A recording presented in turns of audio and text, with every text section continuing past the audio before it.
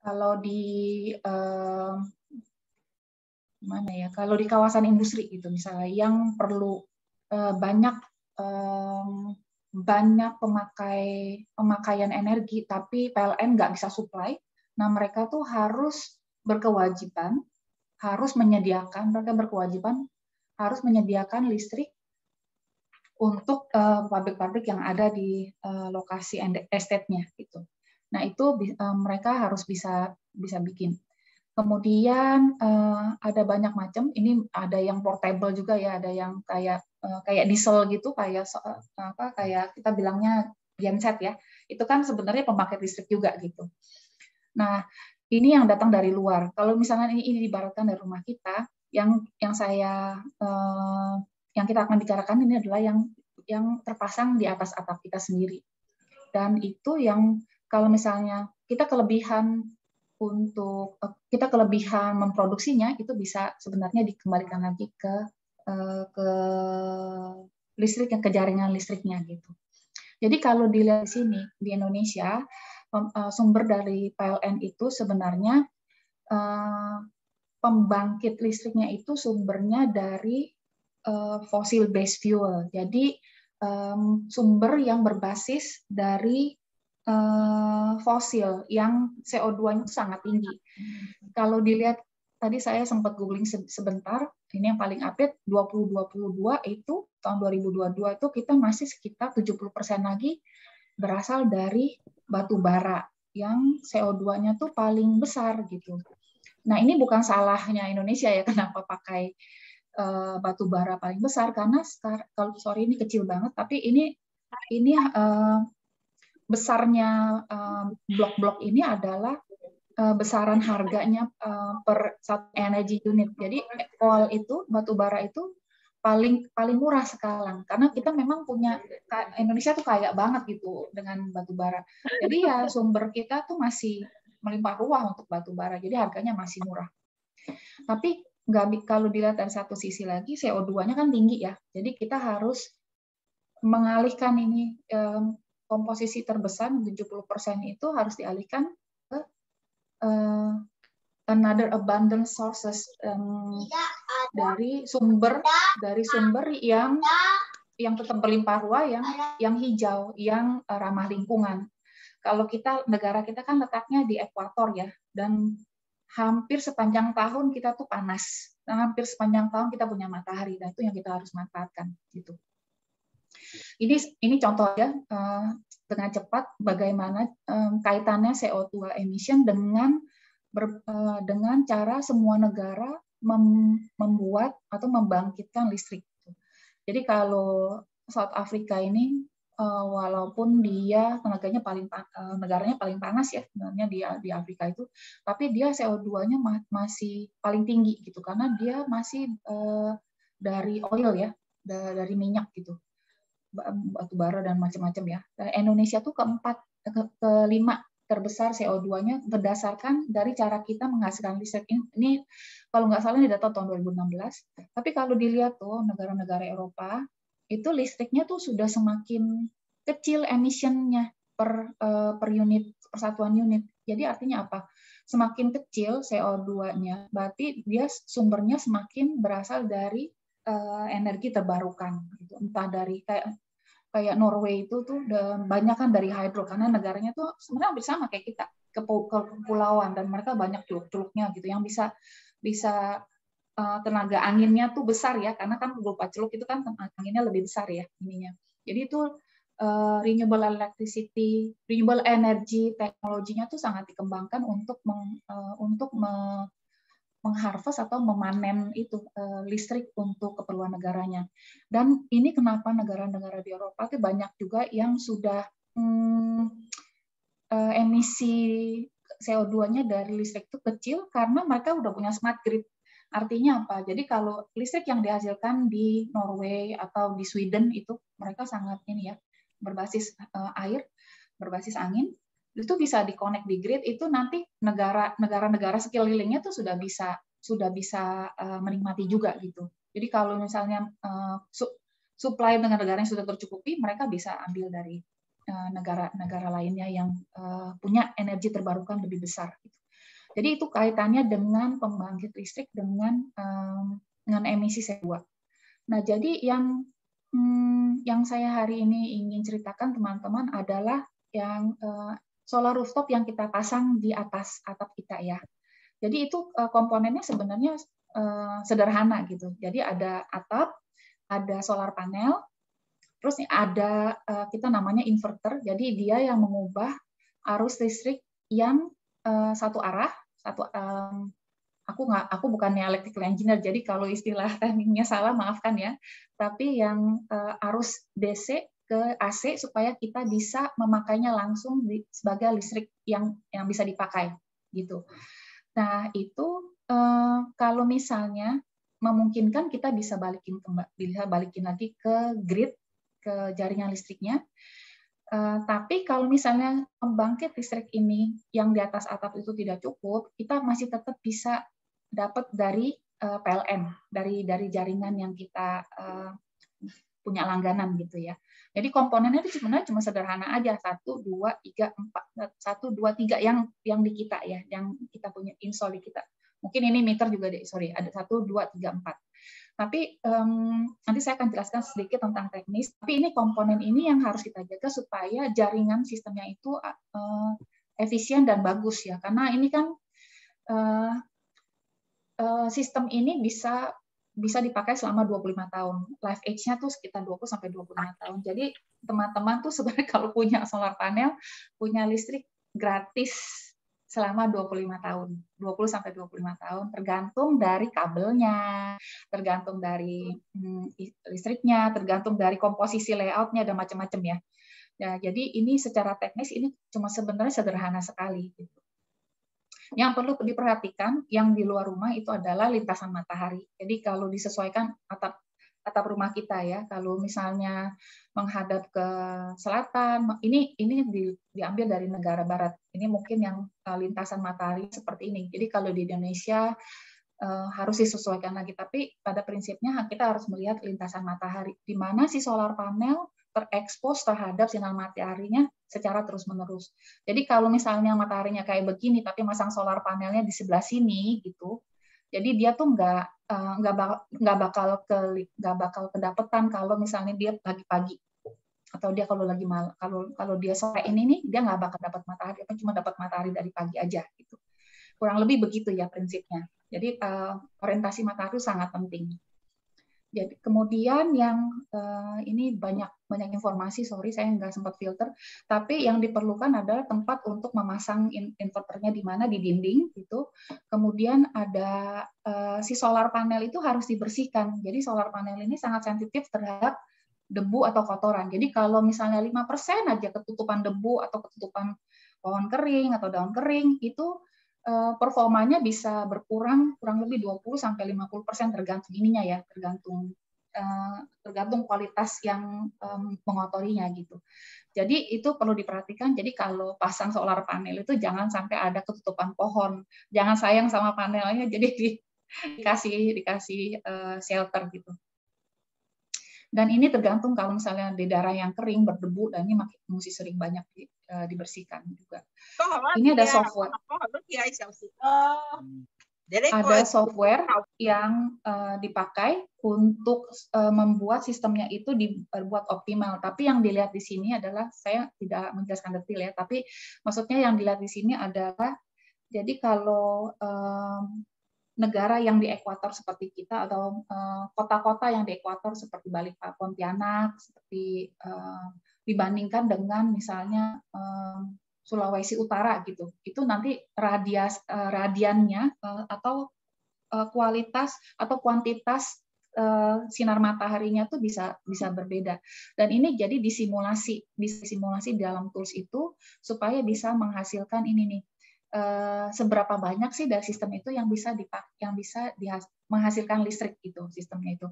Nah, itu satuannya adalah kilowatt peak. Kilowatt peak itu jadi sebenarnya satu panel listrik itu kurang lebih itu 2 meter persegi.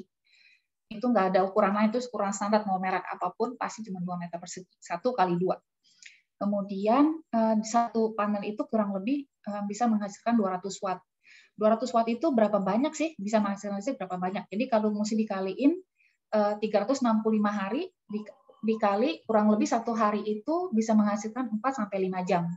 Jadi makanya kurang lebih bisa dapat 1441 kilowatt hour listrik. Ini nanti bisa dihitung teman-teman, 1441 kilowatt hour setahun itu bisa dipakai buat apa? Bisa buat kulkas yang dipakai selama siang hari ya. Bisa buat gosok, bisa buat kulkas, bisa buat macam-macam ya, setrika dan water dispenser. Jadi itu sebenarnya udah cukup kalau misalnya satu panel aja, kurang lebih tuh begitu ya.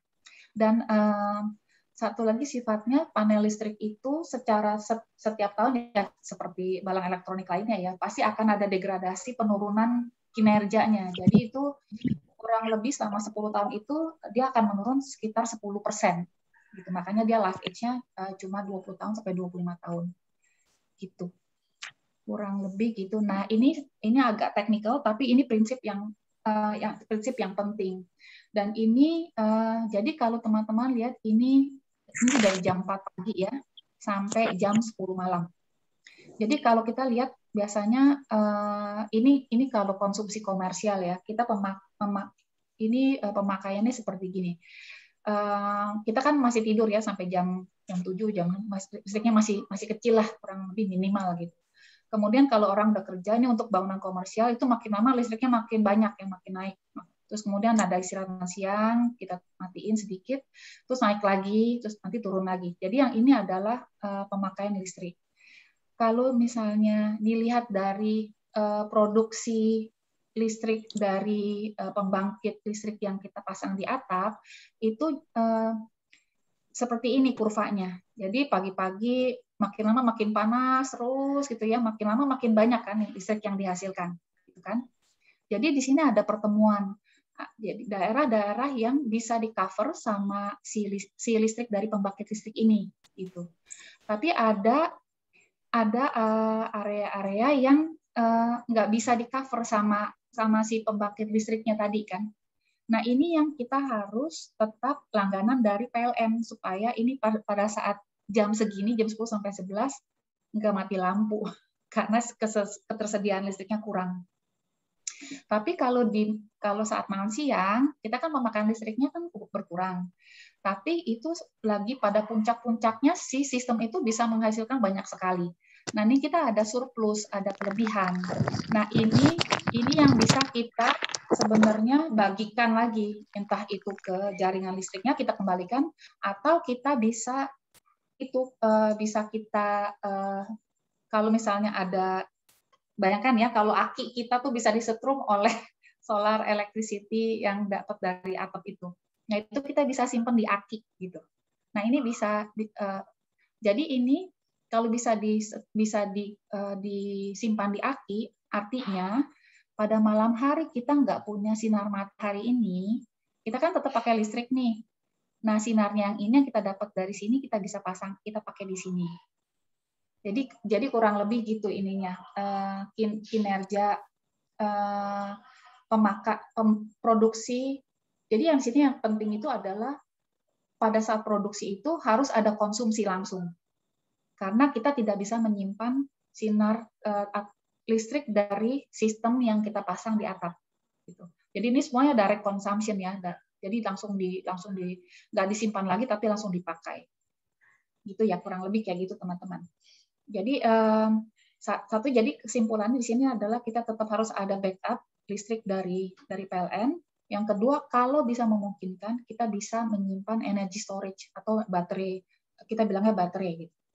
Ya, kurang lebih gitu. Jadi kalau misalnya sistemnya bagus, nah itu yang makanya kita perlu hitung-hitungan itu, kita bisa meng-cover 30-100% kebutuhan listrik kita pada siang hari dari solar rooftop tadi gitu.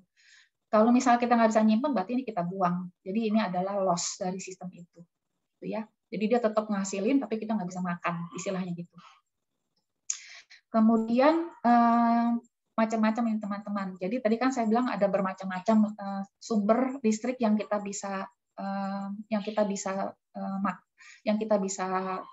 dapatkan ya dari atap, kemudian juga dari dari renewable electricity generator di tempat yang lain.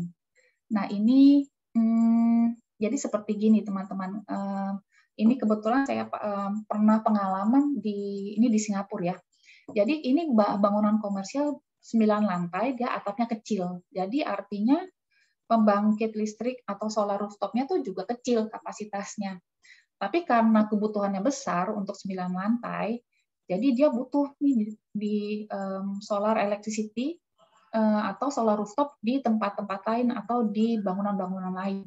Jadi yang kita kerjakan pada saat itu untuk proyek ini adalah ada 3 pabrik yang atapnya gede-gede banget, tapi kan belum tentu mereka bisa belum tentu kebutuhan listriknya sebesar itu. Jadi mereka banyak surplusnya. Nah, mereka itu bisa jual ke bangunan yang 9 lantai ini untuk kita pakai listriknya. Jadi ini kita bilangnya adalah hybrid. Jadi sudah ada mekanisme di pasar yang kita bisa memproduksi sendiri, kita bilangnya on-site. Ada yang kita ambil listriknya dari off-site, jadi generation-nya atau produksinya di tempat lain. Jadi kalau dilihat itu nanti bentuknya kayak gini. Selalu kan cycle 1 harian tuh selalu gini ya. Cuman nggak 24 jam bahwa ada solar electricity gitu. Nah ini nanti kalau dilihat kayak gini nih, berarti ada listrik yang nggak kepake. Ada listrik yang dihasilkan oleh sistem pembangkit listrik tenaga surya itu yang nggak kepake dan kebuang. Gitu. Jadi kalau ini namanya hybrid system. Kemudian itu tadi secara teknis desain sistemnya sama pemakaiannya ya di dalam gedung. Kemudian bagaimana caranya mekanisme mahal apa murah? Kalau murah kenapa belum banyak orang yang pakai? Apakah dia mahal sekarang? Terus bagaimana cara bisa dicicil atau enggak? Jadi kalau yang saya cuma sharing proyek-proyek yang pernah saya tangani dalam skala industrial ya. Itu ada 2 macam. Jadi bisa kalau misalnya punya modal besar, kita bisa langsung pasang, bisa langsung beli dan pasang gitu. Tapi kalau kapasitasnya besar kan harganya mahal sekali gitu. Nah, jadi di dalam market itu sekarang di pasar itu sudah ada investor yang bersedia untuk membiayai gitu. Yang membiayai dengan dua macam payback. Jadi kalau misalnya tadi si sistem itu umurnya 25 tahun. Jadi kita bisa pasang, jadi si investor itu pasangkan buat kita, terus kita nanti jadi kita bayar aja sama si investor itu sesuai dengan pemakaian kita gitu. Jadi selama 25 tahun kita bayar aja itunya. Jadi kita cuma beli hasil generation dari sistemnya selama 25 tahun. Kemudian ada satu sistem lagi yang nggak apa-apa deh saya bayar lebih mahal di 10 tahun pertama atau 5 tahun pertama, tapi saya ingin menikmati listrik gratis selama 25 tahun dari sisa umurnya si sistem itu setelah saya bayar. Jadi istilahnya kayak beli mobil ya teman-teman ya. Itu kayak leasing. Jadi selama 5 tahun saya cicilin fix amount.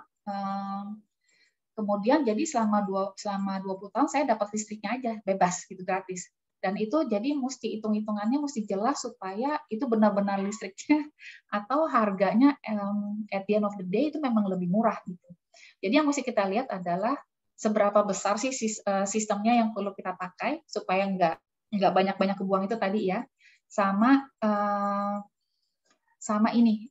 Jadi kalau teman-teman mesti diingat lagi satu lagi, kalau misalnya kita pemakaiannya sebagian sudah dari tenaga surya, berarti kan kalau di energy bill itu kan ada abodemen ya, yang bahwa kita daya listrik dari 1.500 sampai 5.500 kVA itu ya.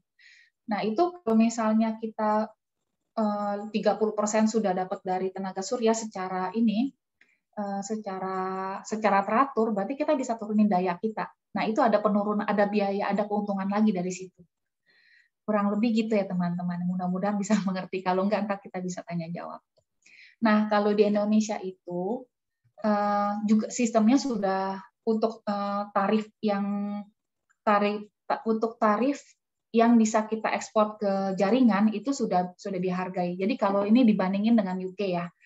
Kalau di UK itu setiap rumah yang ada solar rooftopnya, untuk dia bisa mengenerate aja, untuk dia bisa produksi tenaga surya itu dia dibayar per kilowatt hour-nya besar, karena dia kan mesti modalin ya untuk beli sistemnya ini gitu. Harganya sekitar segini nih. Ini pennies ini kayak cents gitu, 43,3 cents. Itu untuk mengenerate aja udah dibayar sama pemerintahnya. Kemudian kalau misalnya listriknya itu bisa kita pakai langsung, si pemilik rumahnya bisa pakai langsung dan dia tidak usah bayar listrik yang harganya 12,5 cents kalau diambil dari jaringan PLN-nya mereka.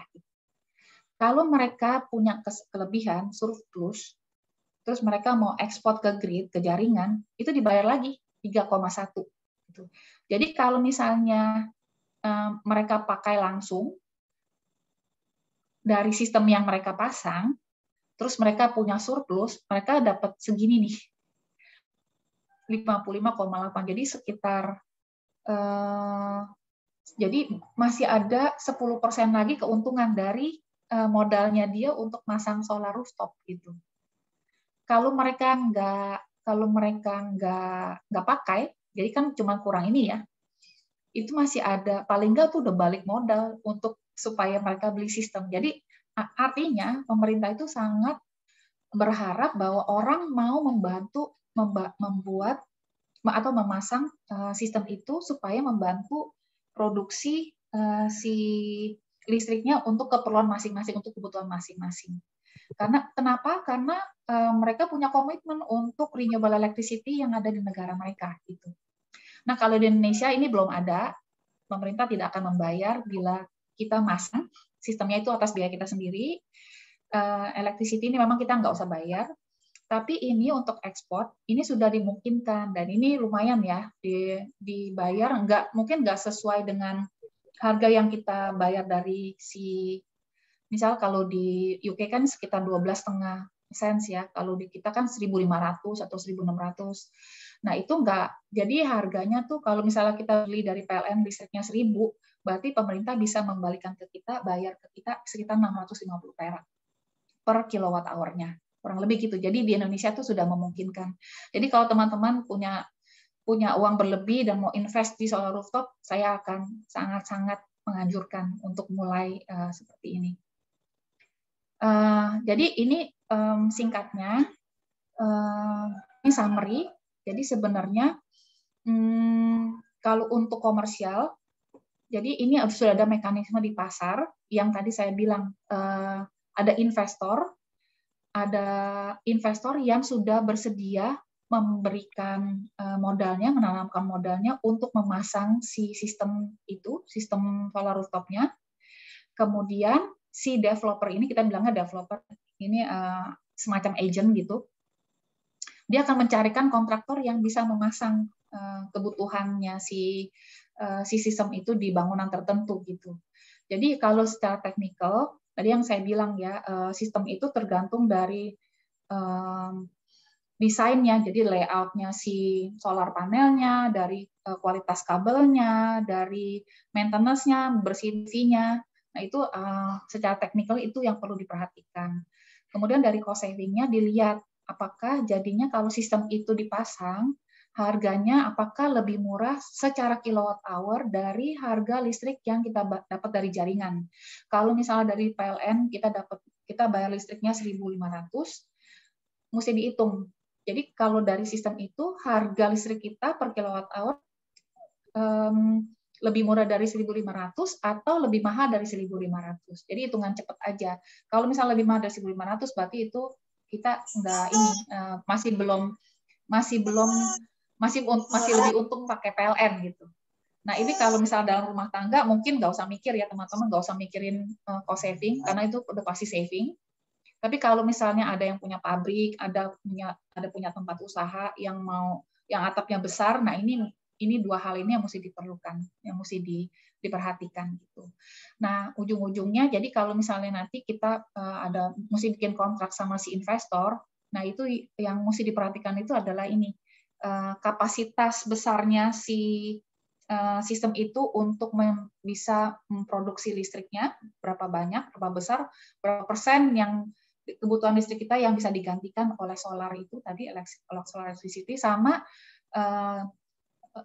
perbedaan harga antara listrik yang kita dapat dari jaringan sama listrik yang kita dapat dari sistem yang kita pasang gitu.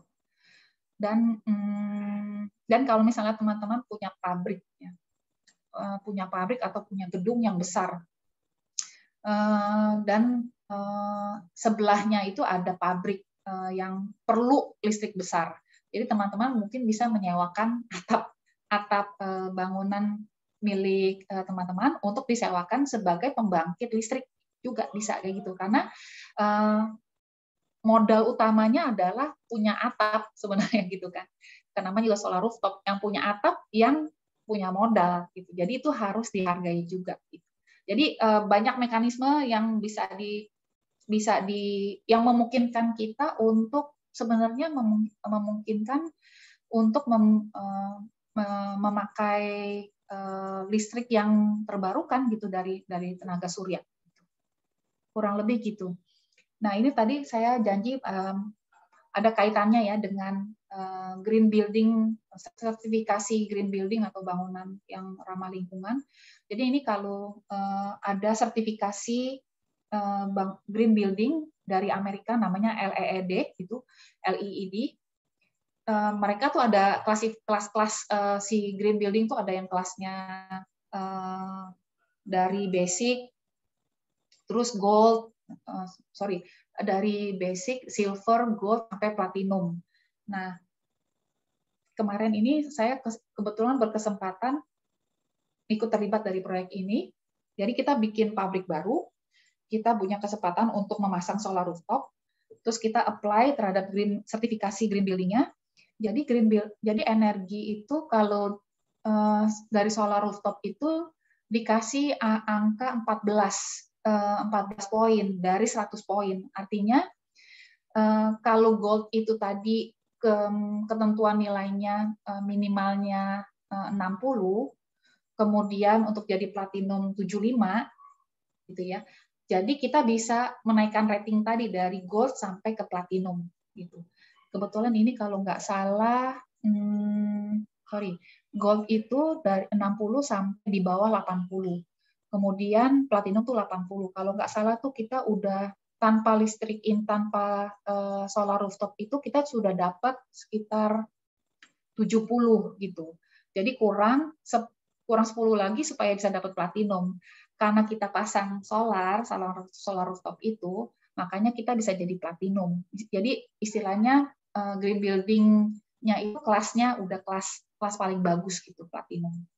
Jadi itu makanya kenapa renewable electricity itu sangat penting ya untuk segera bisa dikembangkan gitu. Karena memang sudah memungkinkan di mana-mana, teknologinya sudah ada, kemudian beberapa mekanisme di beberapa negara tuh pemerintahnya sudah justru memberikan insentif untuk orang memasang solar rooftop-nya gitu. Jadi keterkaitannya banyak ya, nanti ujung-ujung besarnya kan kita punya carbon commitment ya dari pemerintah.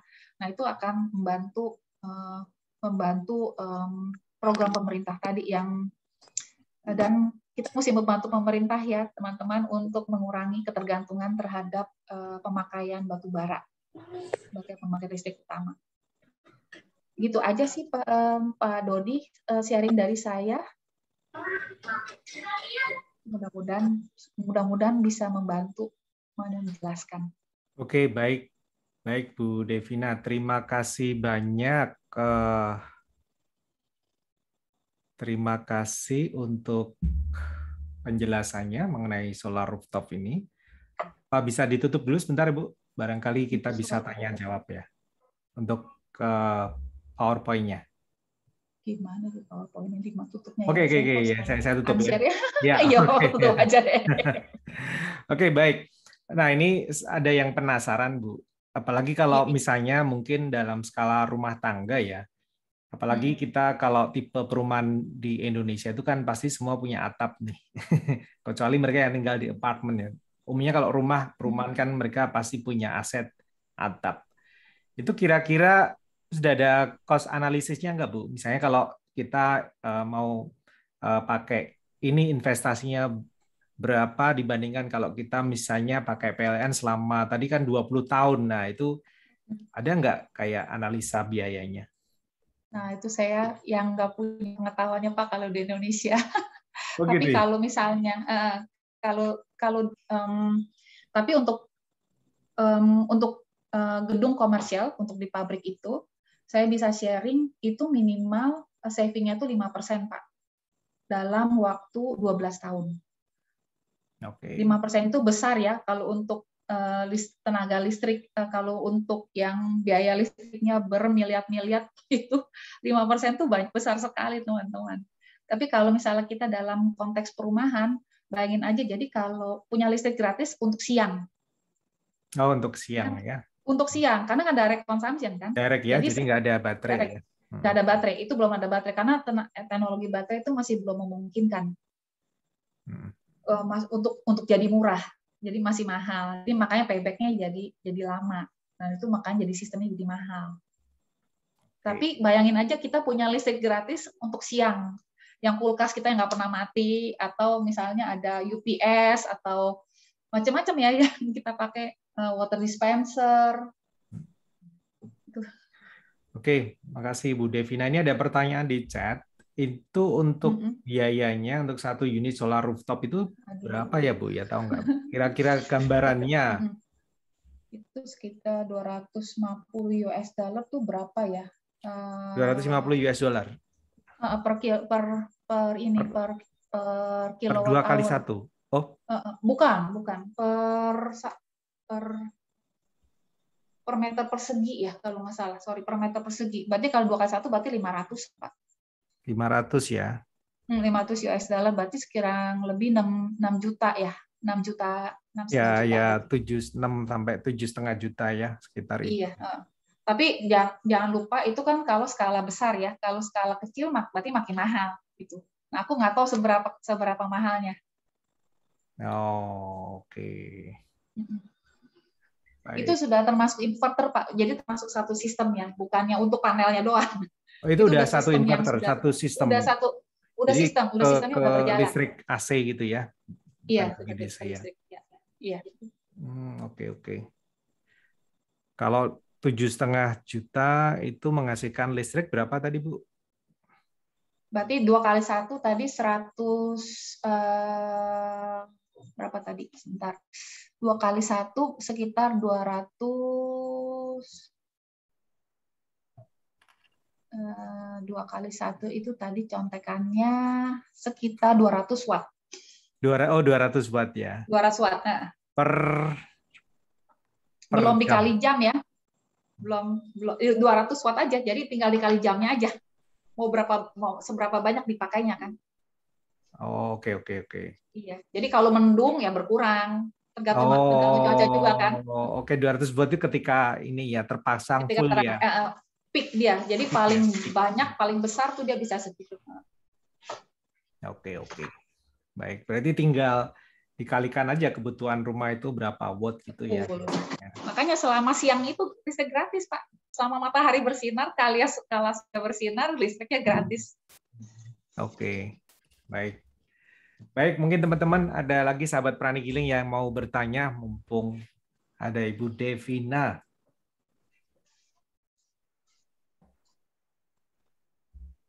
Ini tadi sih ada yang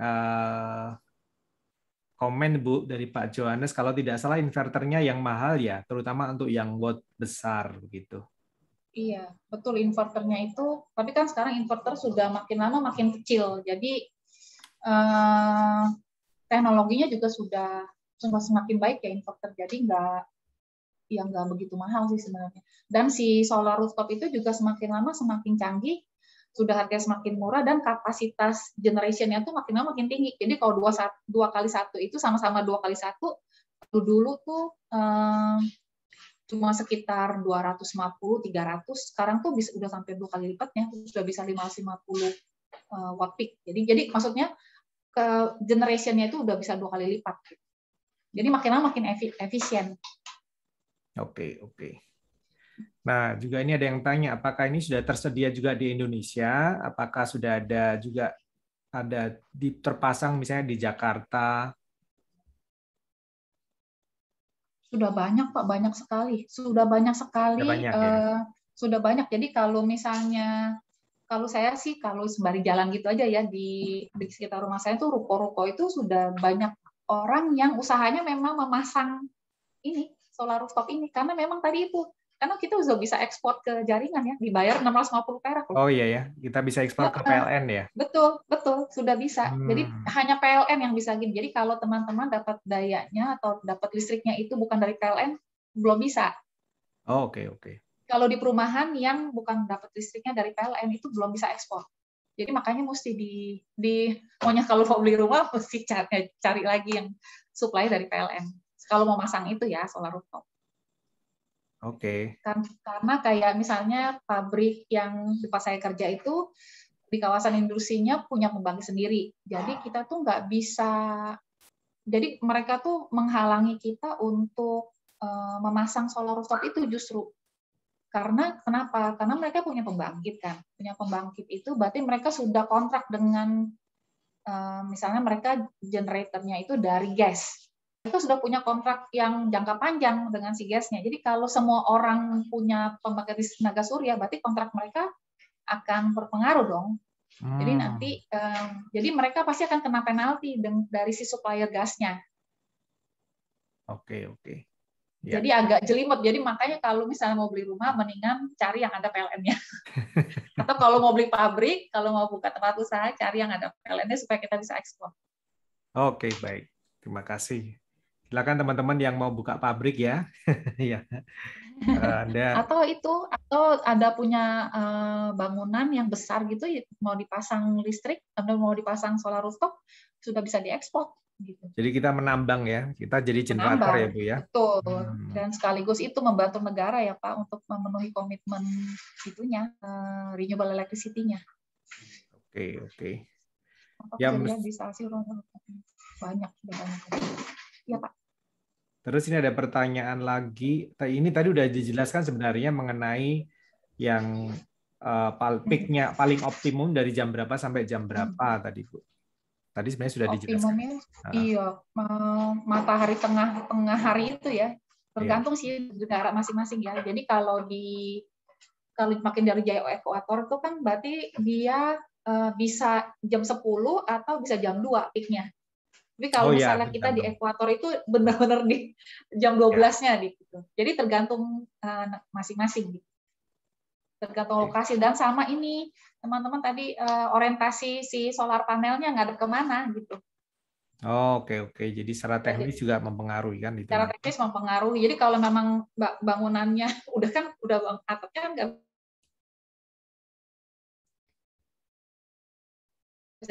bisa diubah kan, kendala dan agak berkurang kapasitas ininya. Ya. Oke. Ini ada pertanyaan lagi tentang cara ekspor listriknya bagaimana Bu dengan PLN tadi Bu? Jadi itu nanti dipasang meter 2 arah. Jadi nanti si PLN itu setiap akhir bulan akan lihat jadi berapa listrik yang kita ambil dari dia, berapa listrik yang kita kasih ke dia, import sama ekspornya. Nah nanti di tagihan kita cuma kita bayar kekurangan dari yang kita ambil dari PLN gitu. Jadi ada accounting-nya, ada ada cara hitungnya ya, ekspor impor itu tadi. Jadi kita bayar cuma kekurangan yang kita ambil dari PLN aja. Jadi ada listrik yang 2 arah itu. Tapi kalau di tempat-tempat yang kita nggak bisa kasih lagi listriknya, berarti itu kan kebuang ya. Berarti listriknya tetap 1 arah. Jadi dari PLN aja yang kita. Oke. Baik.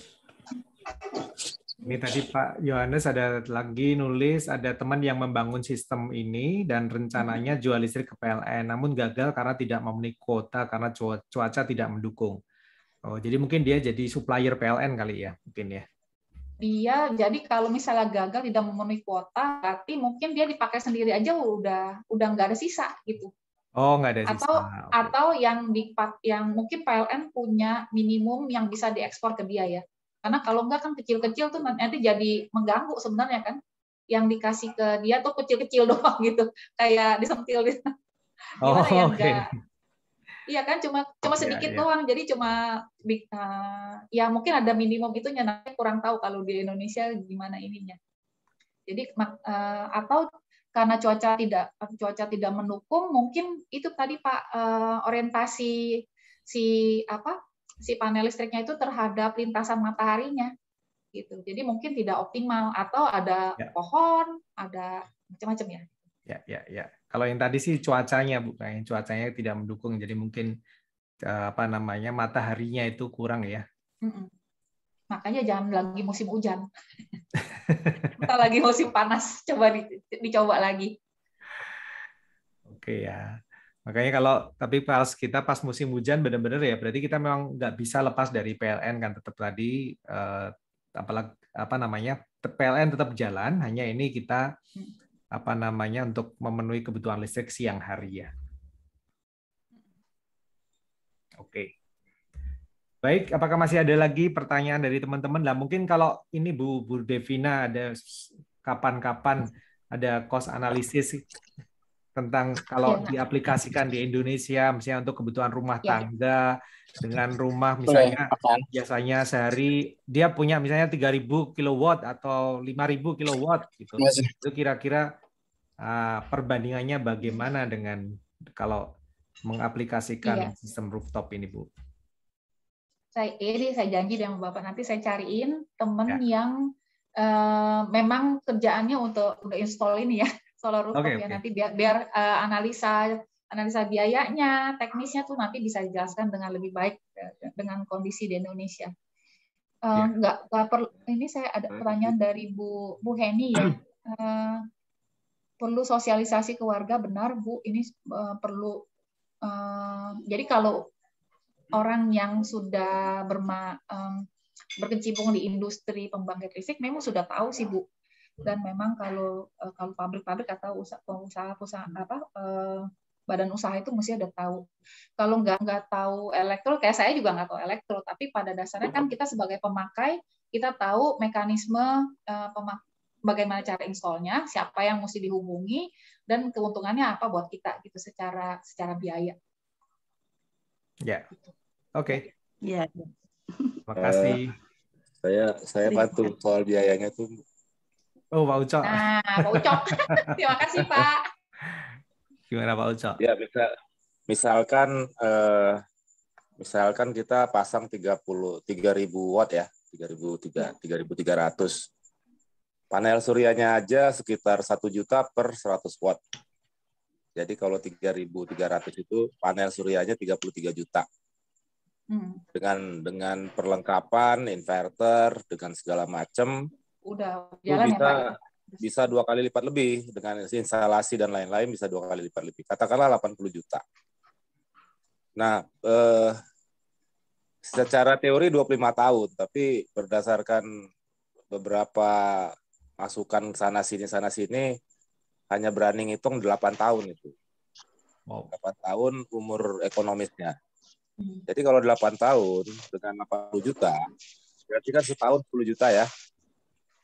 Setahun 10 juta, sebulan itu kira-kira 800.000. 800.000 rupiah untuk 8 tahun sebulan bayarnya, tapi juga bukan berarti 800.000 itu murni seluruh listrik kita tergunakan, terlengkapi, terpenuhi oleh solar panel. Itu hanya setengah dari kebutuhan.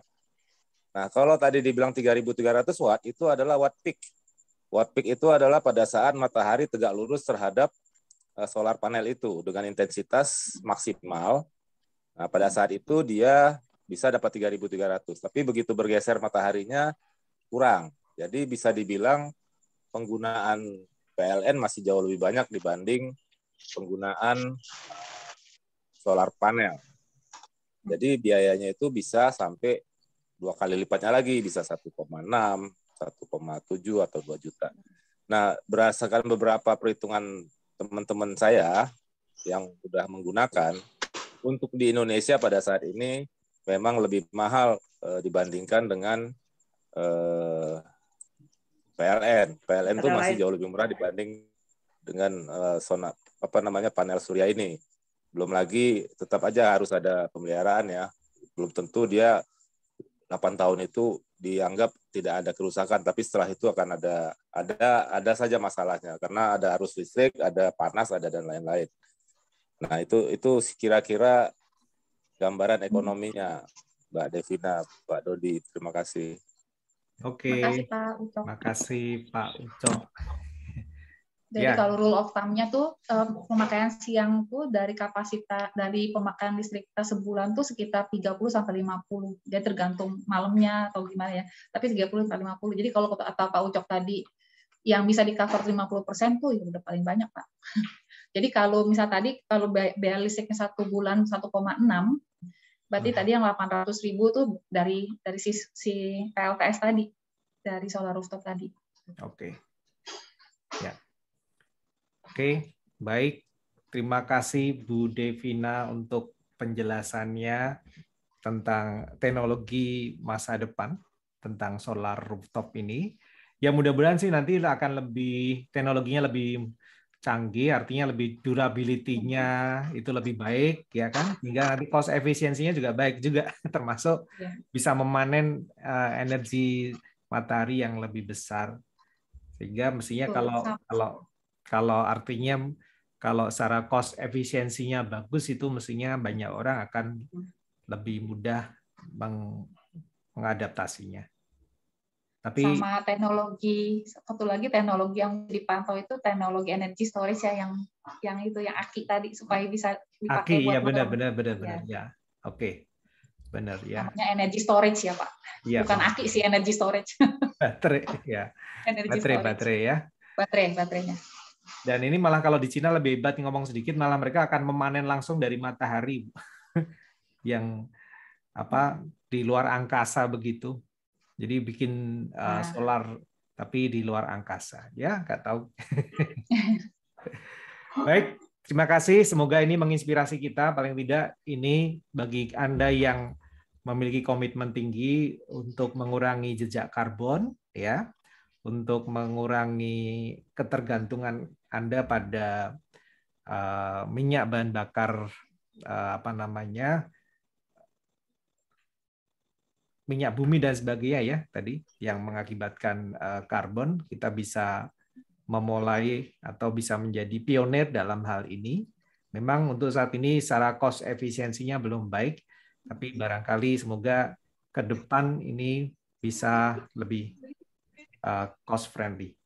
Terima kasih banyak Bu Devina. Kita doakan juga Bu Devina tetap bisa memberikan solusi-solusi yang lebih banyak pada masyarakat dalam bidang ekologi ini. Terima kasih Bu. Selamat malam. Namaste. Terima kasih teman-teman. Namaste. Ya, oke.